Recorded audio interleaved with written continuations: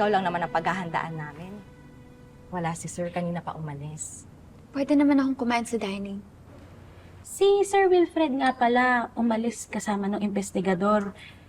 Dali-dali silang umalis pagkatapos silang mag-usap. May asikasuhin daw tungkol dun sa kaso ni Ma'am Joy. Well, it's the least thing he could do para mabigyan ng justice ang pagkamatay ni Mom. Ma'am Amber, hindi naman po sa nanghihimasok po ako, nagmamarites lang po. Alam niyo, maswerte kayo kasi may daddy pa kayo. Kung sa tingin niyo ho, marami ho siyang palpak na nagawa.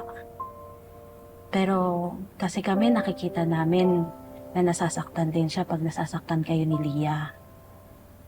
Pati rin si Ma'am Carol. At saka nakita ko rin nung isang gabi, naglalasing siya. Kinakausap niya pa rin yung picture ni Ma'am Joy. Kaya sa tingin ko, pareho pa rin kayo nagluluksa. Kaya lang, hindi niya lang siguro laging pinapakita. I don't know. Maybe he's just guilty for being unfaithful. Kaya siya nalulungkot at naglalasing.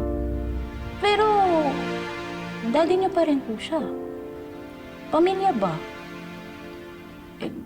Hahayaan niyo ho ba na magkalayo kayo ng loob ng daddy niyo?